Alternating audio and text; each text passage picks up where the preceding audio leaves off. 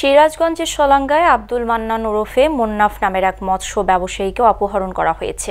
শনিবার ভোরে কুতুবেরচর মৎস্য আড়তদার সমবায় সমিতিতে মাছ ব্যবসার কাজে যাওয়ার পথে পূর্বশত্রুতার জের ধরে শ্রীরামপাড়া এলাকা থেকে তাকে অপহরণ করা হয়। ওই রাতে অপহৃতের ভাই মাহবুবুর রহমান বাদী হয়ে থানায় মামলা দায়ের করেন।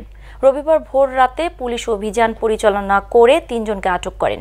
আটককৃতরা হলেন শলাঙ্গা থানার শ্রীরামপাড়া গ্রামের মৃত সেকেন্দার আলীর ছেলে ৬৫ বছর বয়সী আমজাদ হোসেন, তার ছেলে আব্দুল মালেক ও আবু তালেব। মামলার বাদী ও অপহৃতের ভাই মাহবুবুর রহমান বলেন, আমার ভাই আব্দুল মান্নান সরকার ওরফে মুন্নাফ প্রতিদিনের ন্যায় শনিবার ফজরের নামাজ পড়ে ব্যবসার কাজে বাড়ি থেকে রওনা হয়।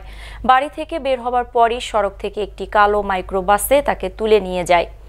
শলাঙ্গা থানার ভারপ্রাপ্ত কর্মকর্তা KM রবিউল ইসলাম জানান, শনিবার ভোরে শ্রীরামপাড়া এলাকা থেকে আব্দুল মান্নান ওরফে মুন্নাফ নামের এক মৎস্য ব্যবসায়ীকে অপহরণ করে নিয়ে যায় দুর্বৃত্তরা। খবর পেয়ে ঘটনাস্থল পরিদর্শন করে পুলিশ। রাতে অভিযোগ পেয়ে অভিযান পরিচালনা করে ৩ জনকে আটক করা হয়। অপহৃত আব্দুল মান্নান সরকার ওরফে মুন্নাফকে উদ্ধারের কাজ ও অন্য আসামিদের গ্রেফতারের অভিযান চলমান রয়েছে। পাড়া নামক স্থান হইতে আব্দুল মান্নান নামে একজন মৎস্যবাহী থেকে অপহরণ করে নিয়ে যায় একটা কালো হাইস মাইক্রোযোগে। সংবাদ শোনার সাথে সাথে আমি পুলিশি তৎপরতা শুরু করি, বিভিন্ন জায়গায় তল্লাশি অভিযান পরিচালনা করি।